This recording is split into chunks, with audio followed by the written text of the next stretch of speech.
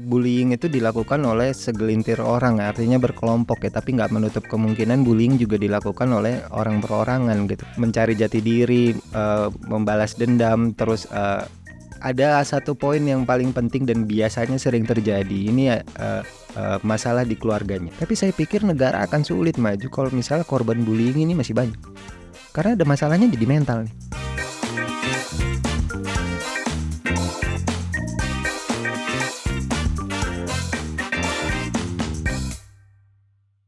Halo kawan muda, kembali lagi di Rumah Indonesia Maju bersama saya Josephine Loren. Dan hari ini teman-teman, kita sudah kedatangan salah satu tamu yang lagi-lagi sebenarnya spesial ya guys ya. Udah pasti, karena di Rumah Indonesia Maju gak ada yang gak spesial.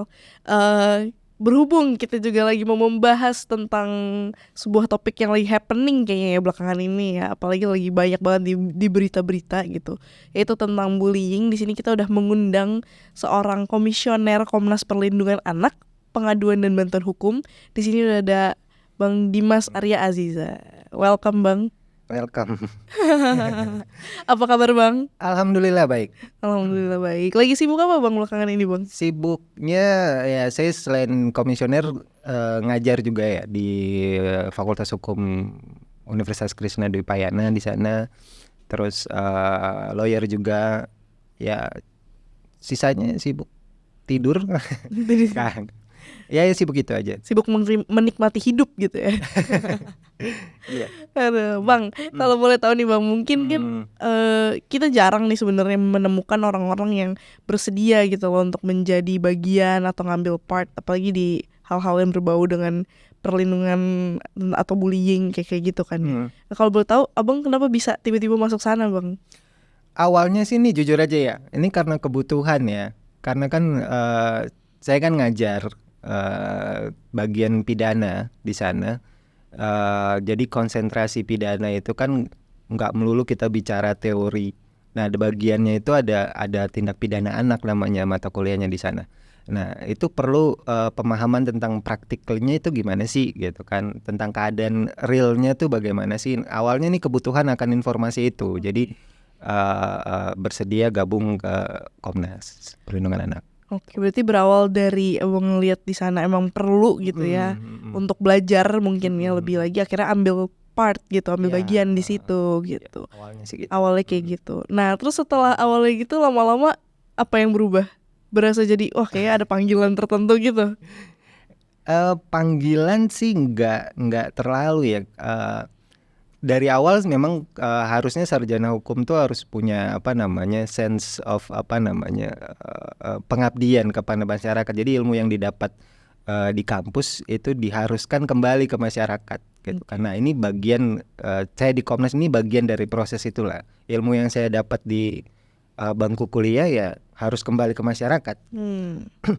Ya jadinya cukup menikmati sih. Tapi saya tuh kalau di Komnas ya agak khawatir kalau misalnya banyak pengaduan gitu. Saya tuh kalau ini jujur ya, kalau datang ke Komnas tuh lebih seneng duduk terus nyantai ngobrol-ngobrol gitu kan. Karena kalau di Komnas banyak kerjaan, artinya tidak sedang baik-baik saja nih gitu kan. Kondisi anak-anak di Indonesia nih gitu. Ya lumayan menikmati lah. Oke. Nah, kalau misalnya sejauh ini nih kan pasti Abang udah ngenanganin lah ya beberapa kasus gitu yang udah terjadi, apalagi yang baru-baru ini juga happening gitu ya. Dan pasti Abang tahu lah kasusnya gitu. Dan melihat mungkin secara global gitu ya, secara lingkup besar di Indonesia sendiri nih gimana sih Bang kondisinya saat ini? Kondisi tentang kasus bullying atau anak-anaknya tuh seperti apa sih? Ya, spesifikasi tentang bullying kondisinya ini ya cukup mengkhawatirkan ya. Mungkin yang ada di berita itu ibarat gunung es gitu kan. Ya itu kelihatan hanya sebagian aja, sebenarnya yang tidak terekspos pun banyak gitu kan.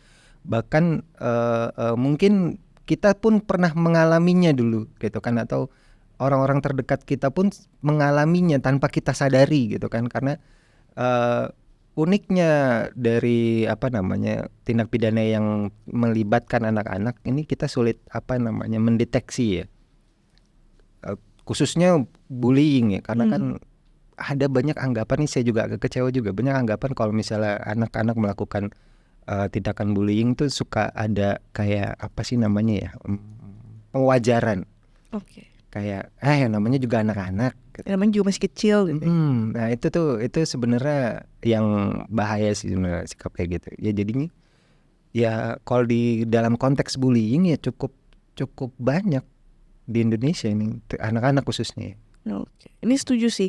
Apalagi karena kayak kalau bisa kita lihat gitu ya, dari sekolah SD pun, sekolah dasar gitu ya, itu udah banyak loh anak-anak yang secara nggak langsung mengalami bullying itu, baik secara verbal maupun kekerasan fisik gitu ya. Dan itu kan nyata gitu ya Bang ya. Maksudnya Abang juga pasti nanganin gitu ya. Yeah. Nah, kalau misalnya Abang ngeliat nih, dari umur berapa sih biasanya anak-anak ini mulai gitu loh, bisa kelihatan, oh ini kayaknya ada bibit-bibit pembuli gitu, atau gimana sih ngelihatnya gitu? Sebenarnya gini ya, di dalam nih mohon maaf, ada dalam teori kriminologi itu zaman dulu tuh ada namanya tuh, saya lupa nama teorinya. Jadi orang itu bisa dilihat dari bentuk wajah bahwa orang ini tuh punya kecenderungan melakukan tindak kriminal. Oke. Nah, tapi itu apa namanya ya, teori usang. Sekarang udah jarang orang menggunakan teori itu karena orang yang berpakaian rapi pun belum tentu apa namanya tidak punya kecenderungan untuk melakukan tindakan kejahatan ya. Sama seperti kita bicara dalam konteks anak-anak gitu kan, agak sulit gitu kan, karena kan sejatinya anak-anak kan main gitu kan, ya mereka masih mencari apa yang fun buat dia gitu kan. Nah ini yang menjadi kesulitan. Kita nggak bisa wah ini nanti kedepannya jadi pembuli nih, kita nggak bisa kayak gitu. Jadi agak sulit untuk kayak gitu. Oke, kalau gitu berarti tolak ukurnya dari mana tuh Bang ngeliatnya?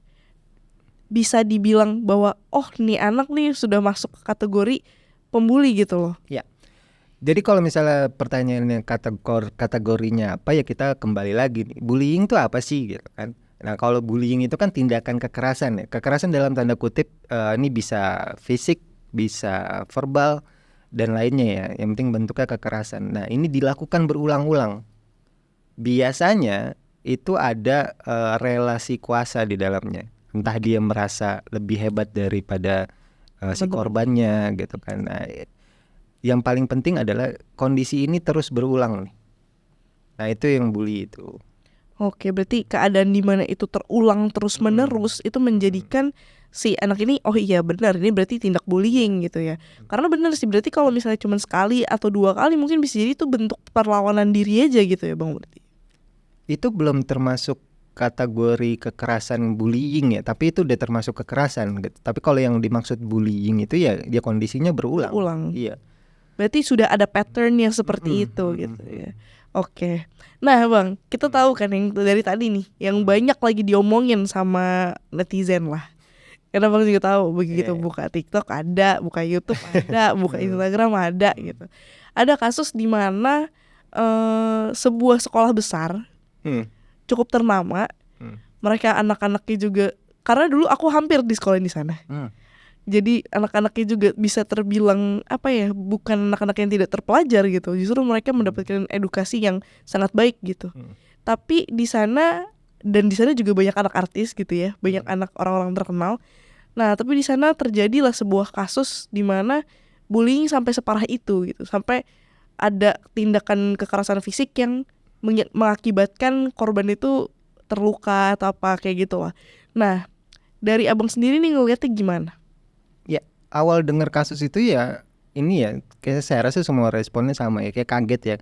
Karena kan apa sih namanya, stereotipnya kan kita menyekolahkan anak di tempat yang mahal itu untuk menghindari kasus-kasus yang seperti itu. Ternyata di tempat mahal pun ada juga yang seperti itu kan. Nah, ya kita jadi yang ya sebagai orang tua kan ya mau gimana lagi, ternyata bullying itu ya ada di mana-mana, nggak bukan dalam konteks bullying itu terjadi di sekolah yang mohon maaf dalam tanda kutip tuh agak inilah kurang baik gitu yang ya.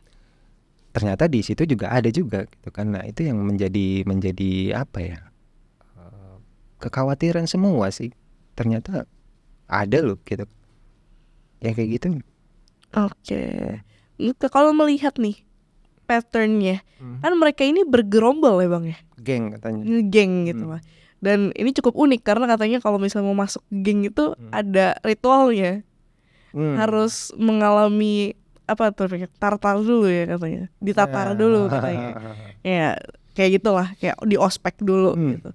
Nah kalau misalnya ngelihat nih tindakan bullying biasanya terjadi tuh perseorangan atau cenderung berkelompok sih Bang? Ya, biasanya ya, kebanyakan itu bullying itu dilakukan oleh segelintir orang, artinya berkelompok ya. Tapi nggak menutup kemungkinan bullying juga dilakukan oleh orang perorangan gitu kan. Tapi begini, kalau kita mau mengeneralisir gitu kan, bullying itu kan terjadi karena apa namanya, banyak latar belakang kenapa bullying itu bisa terjadi. Ada contoh misalnya dia ingin menunjukkan jati diri. Dalam konteks yang tadi bisa jadi dia balas dendam karena dulunya dibegitukan, dia membalas gitu kan. Mencari jati diri, membalas dendam. Terus ada satu poin yang paling penting dan biasanya sering terjadi. Ini masalah di keluarganya, masalah di rumah lah gitu kan. Masalah di rumah yang membentuk dia sebagai perilaku yang bullying tadi, tukang bully tadi. Nah ini sebenarnya yang harus diperhatikan ya, karena begini, ketika kita lihat bullying terjadi di sekolah, itu bukan berarti wah salah sekolahnya nih, nggak begitu juga, gitu kan? Nggak bisa kita justifikasi bahwa sekolahnya nggak beres dalam menangani tindak gitu, karena kalau nggak salah yang kasus yang viral itu nggak terjadi di lingkungan sekolah, tapi di luar sekolah, gitu kan? Bukan pada saat jam sekolah pun, gitu kan? Nah. Tapi yang harus di poin titik beratkan adalah ini yang kondisi harmonis di rumah, kondisi dia berangkat dari ke sekolah itu dari rumah, dalam kondisi apa nih anak berangkat. Ini harus jadi concern untuk kalau misalnya ada pertanyaan bagaimana sih supaya ini nggak terjadi lagi. Yang pertama-tama ya kita dari basic dulu, gitu kan? Karena ada anggapan bahwa ibu adalah guru pertama bagi anak-anak, gitu kan? Nah, saya rasa itu bukan anggapan yang omong kosong ya. Ternyata dalam prakteknya ya kebanyakan seperti itu karena anak-anak ini nggak mendapatkan kondisi yang cukup baik di rumah. Entah dia sering dimarahin, gitu kan. Tadi kan saya bilang ada kondisi di mana orang bullying itu dia melakukan itu karena balas dendam. Ada kondisi di mana dia tuh dimarahin terus di rumah. Misalnya disuruh tidur gitu kan, tapi disuruh tidurnya sambil marah-marah, atau disuruh belajar, disuruh mandi, hal-hal yang sederhana tapi penyampaiannya dengan nada tinggi atau dengan nada marah gitu kan. Itu kan membentuk membentuk perilaku anak ketika dia bergaul. Ketika dia bergaul, dia punya kawan, itu kan akan terbawa. Oh, gue sering dimarahin di rumah, jadi si perilakunya keras gitu kepada orang lain. Ini sebenarnya yang menjadi titik berat bagi kita semua ya, bagaimana kita membentuk keluarga yang harmonis di mana ini nyaman bagi anak-anak. Kayaknya gitu. Oke, berarti ini semua berangkat dari background nih sebenarnya. Saya rasa seperti itu. Berarti kalau misalnya kita dibilang nih, ayo dong temuin solusi gitu untuk menghadapi anak-anak yang suka bullying ini. Gimana sih caranya supaya mereka ini bisa tanda kutip sembuh lah gitu dari sifat-sifat seperti itu. Berarti harus kita ubrak-abrik dulu tuh dari backgroundnya. Ya, tadi kan itu kan yang saya sampaikan itu kan tindakan preventif ya. Tadi pertanyaannya berarti bagaimana kalau sudah terjadi gitu. Nah, ini yang menjadi fokus juga ya, bukan hanya kita tindakan preventif agar ini tidak terjadi, tapi bagaimana menanggulangi ini supaya kembali lagi ke kehidupan normalnya gitu kan. Hal yang harus dilakukan gini, yang pertama itu memberi sanksi ya. Memberi sanksi ini bukan berarti konteksnya hukum, pemidanaan, penjara, enggak seperti itu. Karena dalam undang-undang pun bicara tentang sanksi terhadap anak-anak yang berhadapan dengan hukum itu dibedakan dengan para pelaku tindak pidana yang sudah dewasa gitu kan. Nah, ini yang menjadi titik berat, bagaimana kita menemukan formulasi yang tepat agar si anak ini tidak merasa terhakimi dan dia masih bisa mengembangkan mengembangkan jati dirinya. Karena di dalam hukum Undang-Undang 35 2014 tentang perlindungan anak itu atensinya adalah kepentingan terbaik untuk anak. Oke. Yang pertama itu kepentingan terbaik untuk anak, yang kedua itu adalah perlindungan. Ini semangat dari Undang-Undang Perlindungan Anak. Jadi formulasi sanksi yang tadi saya bicarakan itu ya berpusat pada ini. Bagaimana kita memberikan sanksi, tapi itu untuk kepentingan terbaik buat anak. Kita memberikan sanksi, tapi tidak menghalangi kita untuk memberikan perlindungan terhadap anak. Bukan berarti kita memberi sanksi disabet pakai gesper gitu kan. Yang itu kan bukan memberikan perlindungan, malah menimbulkan trauma yang lain gitu kan. Yang tadi saya bilang ketika di rumahnya dia dikasarin, wah di luar lebih parah gitu kan. Nah ini yang menjadi tugas PR bersama lah kita. Karena nggak mudah sebenarnya. Menghadapi anak-anak yang berhadapan dengan hukum itu. Kan bullying itu termasuk tindak pidana ya. Jadi anak yang melakukan itu anak berhadapan dengan hukum di dalam undang-undang disebutnya. Ini jadi kerja bersama, bukan hanya kerja pemerintah atau kerja Komnas gitu kan, enggak juga. Ini kerja semua. Bagaimana kita memberikan edukasi yang tepat kepada anak-anak yang telah melakukan itu agar tidak melakukan itu kembali. Gitu kan. Ini yang cukup berat karena enggak semua jalan keluar itu pas untuk anak. Misalnya ada pemidanaan tentang anak itu dirumahkan. Gitu kan, dikembalikan kepada orang tua dengan catatan gitu kan. Nah nggak semua anak itu cocok dengan solusi itu, dengan sanksi seperti itu. Bagaimana kalau misalnya anaknya memang dari awal itu udah mentalnya keras gitu kan, biasa hidup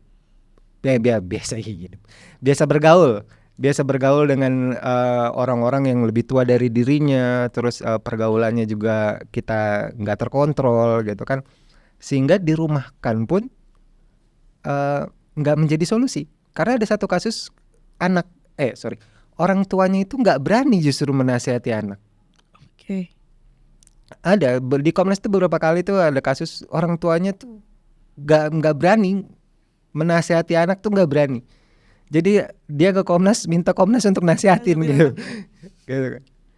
Coba lucu juga kan, kita jadi bingung lah. Ya itu ya, masing-masing case per case ya. Ini beda pendekatannya. Kayak gitu. Oke, berarti memang kita menyesuaikan lagi sama si karakter anak gitu ya. Agak sulit untuk digeneralisir. Oke. Karena memang kasusnya berbeda-beda, penyebab dia begitu pun juga berbeda begitu ya. Karena kita bicaranya anak-anak. Kalau kita bicaranya konteks orang dewasa, ya mungkin masih bisa kita generalisir karena orang dewasa itu dianggap sudah bisa menentukan mana yang baik dan mana yang buruk gitu kan. Tapi kalau anak-anak itu dianggap belum bisa menentukan itu. Jadi ini yang agak sulit kita untuk itu. Gitu. Nah Bang, selain kekerasan fisik secara langsung nih, kan kalau kita ngomong bullying, apalagi ini udah eranya digitalisasi. Kita tahu lah banyak sekali bullying yang bentuknya cyberbullying gitu. Kita ngelihat dari misalnya nih salah satu orang posting, isi komennya bullying semua. Dan ya banyak lah yang ngata-ngatain orang lewat sosmed, ngajak berantem lewat sosmed, kayak gitu. Nah kalau Abang ngelihat ini sendiri nih ya, pendapat Abang gimana? Dan kalau kita ngelihat secara hukum, seharusnya bisa diapain sih gitu? Kalau kita bicara cyberbullying, ini bukan lagi konteksnya anak-anak, ya kan? Karena di dunia cyber ini bisa kena siapa aja, bukan hanya anak-anak, gitu kan? Kita bicara bullying dalam konteks anak-anak. Lain halnya kita bicara bullying dalam konteks orang dewasa nih. Kan ada tuh yang sering orang dewasa yang komen gitu kan. Sempat pernah ada beberapa artis juga dibully sama fansnya gitu kan, terus disamperin gitu kan, minta klarifikasi atau apa gitu kan. Nah kalau untuk kasus anak-anak ya balik lagi, bagaimana anak-anak kan nggak mungkin dapat gadget kalau misalnya tanpa atas izin orang tuanya. Berarti kan harus ada kendali kontrol nih orang tuanya. Bagaimana sih orang tua ini mengkontrol perilaku anak di dalam dunia dalam memanfaatkan teknologi. Bukan berarti teknologi itu buruk gitu kan, karena teknologi juga bisa banyak bantu kok gitu kan. Tapi kalau misalnya digunakan dengan cara yang salah, nah ini kan juga menjadi hal yang gak bagus, menempatkan teknologi ini pada anak gitu kan. Yang paling penting itu adalah menanamkan rasa tanggung jawab kepada anak bahwa teknologi ini mempunyai sesuatu yang impact yang besar. Jadi harus ditanamkan tanggung jawab sedari dini. Bagaimana dia menggunakan teknologi ini untuk kepentingan pendidikannya atau pendidikan yang lainnya. Nah, ketika terjadi cyberbullying, kalau kita bicara konteks hukumnya, ya kita bicara undang-undang ITE.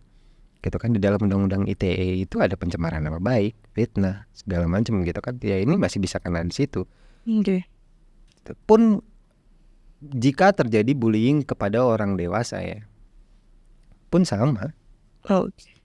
Kalau Kadang orang dewasa yang pakai gadget juga sifatnya kayak anak-anak.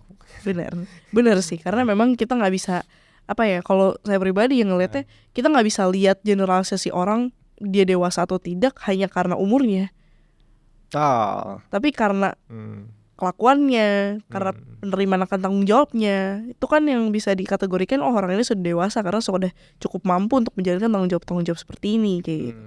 Sedangkan banyak orang-orang dewasa yang juga sebenarnya tidak sanggup kok untuk mengemban tanggung jawab orang dewasa pada umumnya gitu. Iya kan? Sebenarnya Iya. to be fair. Iya, kayak melihat konteks kedewasaan itu bukan dari umurnya tapi dari beban tanggung jawab yang ada pada dirinya. Betul. Nah, kalau misalnya kita melihat nih, ini let's say ini di orang dewasa deh kasusnya. Karena kita juga tahu kan maksudnya banyak loh kasus-kasus seperti kalau yang tadi mungkin bisa kena UU ITE itu karena ketahuan orangnya siapa gitu. Tapi kita juga gak bisa tutup mata nih bahwa belakangan ini banyak sekali kasus-kasus fake account. Kita tahu kan fake account itu berterbaran, akun-akun palsu, akun-akun yang gak jelas gitu ya. Ya buzzer-buzzer aneh gitu ya, bermunculan gitu. Dan akhirnya ini membuat gaduh, membuat ribut karena mereka ya begitu gitu. Kasih ujaran-ujaran kebencian atau misalnya bully orang lain dan segala macamnya. Nah, kalau dari Abang sendiri nih ngelihatnya seharusnya apa sih yang bisa dilakukan gitu loh sama pemerintah atau let's say orang-orang yang mungkin kayak Abang gitu mengerti hukum gitu. Apa sih yang bisa dilakukan untuk orang-orang ini gitu? Ini agak sulit ya karena di dalam pikiran bercabang nih langsung kemana-mana nih. Tapi gini, kalau misalnya konteks bullying ini terjadi marak ya apalagi sekarang belum lama ini kan suasana pemilu ya. Ini makin terasa nih di sisi situnya. Nah, apa yang dilakukan pemerintah ya harusnya pemerintah mengkontrol dalam artian bagaimana masyarakat ini menggunakan teknologinya gitu kan.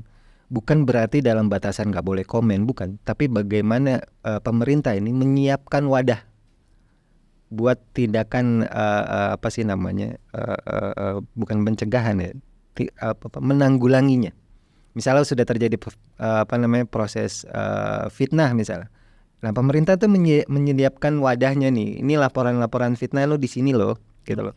Nah, pemerintah juga harus menyiapkan para penyidik yang punya teknologi yang mumpuni juga dan pengetahuan tentang teknologi yang mumpuni juga. Karena kan begini, kalau misalnya tadi dibilang fake account kita nggak tahu siapa orangnya, gitu kan. Itu kan karena kita yang bicara karena kita nggak begitu orang awam dalam teknologi. Tapi bagaimana kalau pemerintah?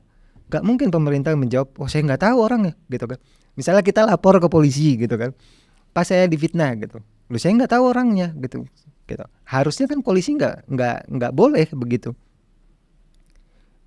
Polisi itu harus menjadi pengayom masyarakat ketika ada aduan ya dia harus berusaha untuk itu. Nah itu kan dibutuhkan teknologi yang mumpuni juga dan pengetahuan tentang teknologi itu juga terkait penyidiknya. Ini tuh yang diperlukan oleh pemerintah ya, yang dilakukan pemerintah harusnya ya. Dan kalau misalnya dalam konteks bermasyarakat ya balik lagi etik dalam berkomunikasi ini menjadi penting ya, bukan hanya kita menanamkan kepada anak bagaimana anak ini bersosialisasi terhadap kawan-kawannya agar tidak terjadi bullying, ternyata orang dewasa itu juga harus punya dasar itu untuk bersosialisasi juga, gitu kan.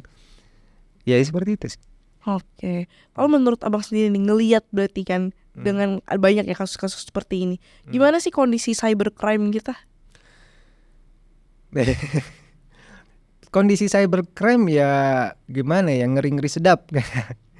Ada sempat beberapa nanganin kasus ya, nih mohon maaf ya, oknum penyidiknya langsung bilang, kalau untuk kembali, kan waktu itu nanganin kasus penipuan kalau nggak salah, penipuan sejumlah uang ya, untuk mengharapkan uang kembali ini agak sulit gitu kan, karena kan udah digital sekarang kan, perpindahan uang nih udah cepat gitu kan. Tapi untuk menangkap orangnya masih dimungkinkan gitu kan. Nah kondisinya sekarang itu ya balik lagi, memang ini sudah menjadi bukan takdir ya, konsep alami bahwa kejahatan itu selalu lebih maju daripada penanggulangannya nih. Karena harus gimana sih ya, di dalam teori hukum ada nullum delictum nulla poena legis sine punali. Bukan delik kalau misalnya dia tidak tercatat dulu nih gitu. Jadi kan harus ada deliknya dulu baru dicatat. Artinya ini maju dulu nih, baru yang penanggulangan. Ya itu sifat alami yang ada di sini. Itu akibat teori yang kita kondisi hukum yang kita gunakan. Nah, jangan sampai ini terlalu jauh gapnya sehingga kita nggak bisa nih menanggulanginya. Gitu kan. Yang tadi saya bilang, ketika teknologi makin kembang, nah pemerintah ini harus menyediakan wadahnya gitu. Jadi harus ngikutin nih. Pun sama bullying terhadap anak-anak gitu kan. Ini makin ragam nih. Tapi ada berapa banyak sih sekolah yang siap untuk itu? Guru-gurunya itu dipersiapkan untuk menanggulangi itu. Gitu kan. Gak banyak saya pikir sekolah-sekolah ini. Nah, ini yang menjadi gap yang terlalu jauh dalam konteks bullying anak-anak, sehingga sering timbul tadi anggapan tadi, ya namanya juga anak-anak gitu. Wajar kan ya. Gitu. Berarti mungkin nggak seharusnya di sekolah-sekolah ini ada pembuatan kurikulum gitu terkait anti bullying? Sebenarnya udah ada dari dulu kan. Pendidikan kalau dulu tahun berapa tuh? 90-an ya. 90-an itu ada PPKN namanya. Oh, PPKN. Kalau sekarang apa namanya? Terakhir sih sekolah juga PPKN. Oh, masih PPKN juga ya. Itu bagaimana kita bersikap sebagai warga negara gitu kan, yang bersosialisasi gitu kan. Bagaimana kita menerapkan Pancasila di dalam kehidupan bermasyarakat gitu kan. Di dalamnya ada musyawarah, ada keadilan gitu kan, ada tentang ketuhanan gitu kan. Saya rasa itu udah ada gitu kan. Tapi bagaimana penerapan implikasinya nih kepada anak gitu kan. Oke lah, anak datang ke sekolah gitu. Tapi apakah dia menyerap ilmunya 100%? Belum tentu. Dia datang ke sekolah gitu kan, belajar PPKN. Terus di luar mereka lebih senang banyak waktu di luar. Mereka lebih senang di luar. Kan tadi saya bilang anak-anak itu atensinya ya main. Gitu kan. Atensinya ya nyari fun gitu kan. Kalau misalnya di kelas dia nggak fun, mau dijejelin apapun ya nggak akan masuk juga gitu kan. Nah, ini yang perlu dipahami oleh guru-guru di sekolah ya, bahwa anak ini bukan robot. Anak ini punya karakteristiknya ya beda-beda gitu kan. Pendekatan bagaimana guru ini menerangkan sesuatu ini agar sampai ke anak. Ini yang perlu keahlian khusus nih. Nah, apakah guru-guru ini dibekali kemampuan itu gitu kan. Nah, ini yang menjadi permasalahan nih di banyak sekolah kayak gitu. Oke. Ini bener sih, saya setuju banget gitu. Karena memang pada dasarnya anak-anak itu lebih gampang melihat lalu meniru dibandingkan dikasih pelajaran, baca buku, dijelasin, itu lebih susah masuknya. Bener kan ya? Iya, banyak gitu. Bener. Nah, saya pribadi pun juga melihat waktu ini, kasus saya waktu sekolah sih ya. Pernah bully? Ada, sempet kakak kelas gitu kan. Pernah dibully atau membuli nih? Enggak, nonton orang membuli dan dibully. Jadi ngelihatnya gitu kan, kita ngelihat dari kakak kelas ataupun yang paling gampang secara ospek lah. Kan kadang-kadang di sekolah ospek juga kakak kelas suka keras gitu kan ya, kayak sosok keras, sosok kayak yang mana lo kayak gini-gini gitu kan, diomel-omelin gitu. Dan itu udah membuat kayak ada sebuah apa ya, ada sebuah pengulangan kayak dari angkatan ke angkatan akan seperti itu terus gitu, dan itu membekas gitu kan di anak-anak gitu, di murid-murid, di siswa. Jadi saya ngeliatnya, wah ini daripada pelajaran sepertinya yang kayak gini, yang ospek ataupun yang kayak gitu, kayaknya ada hal yang lebih baik deh yang bisa dilakukan dari situ. Iya gak sih? Iyalah.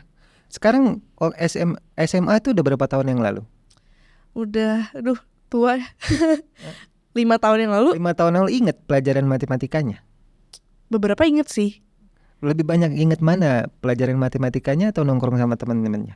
Ya nongkrong sama temen-temen ya Ya pasti. kan, artinya kan yang membekas itu kan bukan tentang pelajarannya, Pelajarannya. tapi tentang justru nilai-nilainya kita dapat di luar. Iya. Gitu kan, bagaimana kita beretika, bagaimana kita ngobrol sama orang yang lebih tua, bagaimana kita menanggapi obrolan, bagaimana kita menyikapi permasalahan, itu kita nilai-nilainya dapatnya dari luar, bukan dari sekolah. Gitu kan. Nah, ini yang harus ya jadi PR bersama lah. Jadi PR bersama untuk kita sama-sama mempunyai lah etika-etika tersebut, sehingga anak-anak yang di bawah kita yang ngeliatnya juga bisa meniru yang baik gitu lah ya. Oke, menarik sih Bang ini, karena memang kita juga secara nggak sadar kan kadang-kadang melakukan tindakan-tindakan yang sebenarnya wah kayaknya nggak seharusnya dilakukan gitu. Nggak melakukan apapun kadang itu diartikan sebagai bully. Kenapa tuh? Kalau dalam tindak pidana itu ada namanya pidana pasif. Karena dia tidak melakukan apa-apa, pidana terjadi. Oke. Karena dia tidak melakukan pencegahan apapun, maka bullying terjadi. Maka dia adalah bagian dari kejahatan. Dia part of bullying itu. Iya.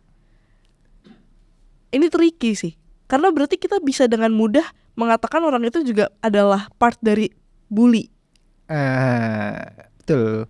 Tapi gini, pembatasannya ini kan kalau misalnya tadi saya ucapkan begitu, ini pasti kan luas banget ya. Pembatasannya itu ada di dalam teori kausalitas. Teori kausalitas itu sebab akibat. Oke. Ya kan? Zaman dulu orang itu ngebunuh orang pakai pisau, yang buat pisau dipidana, ikut dipidana. Tapi ada batasannya nih. Semenjak asas teori kausalitas ini muncul nih, ada batasannya nih. Sejauh mana nih orang nih bisa dipidana nih. Orang buat pisau bukan berarti dia itu menyuruh orang untuk melakukan pembunuhan. Nah, tapi dalam konteks bullying, ketika kita diam aja, nah kita harus lihat nih, dalam konteks apa nih kita diam aja terjadi pelancaran tindak bullying. Kalau misalnya kita nggak stand aside si korban, bullyingnya ini makin parah. Oke. Nah, di saat itulah kita menjadi bagian dari kejahatan itu. Karena kita nggak melakukan apa-apa, jadi dia bisa bully. Pernah ini nggak dapat anggapan, pernah dapat perasaan kayak, coba gue nggak diem aja. Coba gue do something gitu. Iya, pasti nggak akan terjadi tuh. Itu pernah kayak gitu nggak? Iya pernah. Nah, harusnya lebih. Nah, itu kan apa ya namanya ya? Dulu tuh kuliah tuh mata kuliah etika moral tuh ada namanya suara hati tuh. Suara hati equally suara Tuhan gitu kan. Karena suara hati itu selalu mengarah ke arah kebaikan. Nah, ketika kita nggak mengambil sikap itu, kita akan terus merasa bersalah tuh. Nah, itu yang harus, nilai-nilai itu yang apa didapat di sekolah gitu kan, mengikuti suara hati gitu kan, apa namanya, jadi diri sendiri gitu kan. Apakah itu dapat nilai-nilai di sekolah gitu. Saya juga belum mendalami ya tentang apa namanya, di sekolah kan ada BK ya namanya. Iya, BK. Guru-guru BK ya. Nah, apakah guru BK ini aktif dalam mengenal siswanya? Siswa ini punya kecenderungan apa sih gitu kan? Bagaimana sih misalnya muridnya sering bolos gitu kan, bukan apa namanya, nggak langsung dikasih ya bolos SP1 gitu, apa sih namanya, surat peringatan ya? Ya, surat peringatan 1, 2, 3 gitu kan, atau dia ngajak ngobrol anaknya, kenapa sih nggak sekolah gitu kan? ada problem apa? Iya, apakah guru BK itu bersikap seperti itu? gitu kan, lebih mengenal apa sih permasalahan. Karena ketika anak nggak sekolah langsung kasih hukuman, langsung kasih straf gitu kan. Straf kan bahasa Belanda kan, straf. Iya. Ini kan yang dia ingat itu adalah ketika melakukan hukuman, melakukan ini hukuman, melakukan ini. Dia nggak pernah tahu kenapa sih gue nggak boleh melakukan itu, gitu. Karena seharusnya yang paling penting adalah kenapa sih nggak boleh melakukan itu. Nilai itu harusnya yang ditanamkan. Kenapa sih nggak boleh? Gitu. Bukan soal strafnya, tapi kenapa sih nggak boleh? Itu kan yang harus ditanamkan dari kecil. Sehingga ketika sudah beranjak dewasa, dia jadi bisa mengendalikan itu lebih baik. Oke, berarti pengenalan dini akan sebab akibat itu penting. Iya, penting. Oke. Nggak ada asap kalau nggak ada api. Benar, nggak ada asap kalau nggak ada api. Nah mungkin terakhir Bang, apa sih harapan Abang buat ngelihat Indonesia ke depan, buat ngelihat anak-anak Indonesia ini ke depan? Begini ya, Terutama mungkin bisa dari sisi hukumnya. negara tuh masih bisa maju kok, walaupun masyarakatnya tuh dari basic keluarga yang kurang mampu atau banyak kekurangan, negara masih bisa maju kok. Tapi saya pikir negara akan sulit maju kalau misalnya korban bullying ini masih banyak, karena ada masalahnya di mental nih, gitu kan. Nah itu yang menjadi peran kita semua sih, PR kita semua sih. Kita nggak nggak usah mimpi dah kita bisa ke bulan deh, bullying aja nggak kelar-kelar kok. Saya pikir itu sih, kita come back to basic aja. Selesaikan masalah-masalah basic, baru kita bisa move forward gitu ya ke masalah-masalah lain yang akan jauh membangun bangsa gitu ya. Iya. Sih luar biasa banget. Thank you Bang Dimas udah mampir di Rumah Indonesia Maju. Terima kasih setelah diundang. Udah ngobrol-ngobrol sama kita, udah sharing juga, udah membuka lah seenggaknya pikiran-pikiran kita gitu. Jadi kita lebih aware lah tentang bullying ini. Kita lebih ngerti gitu gimana cara preventnya, gimana cara kita menghadapi anak-anak yang seperti itu, dan pengenalan akan sebab akibat itu penting gitu ya. Siap. Thank you so much Bang Dimas. Sama-sama, terima kasih banyak. Terima kasih banyak. Thank you juga buat teman-teman yang udah nonton. Jangan lupa di like, comment, subscribe. Sampai ketemu lagi. Salam Indonesia Maju.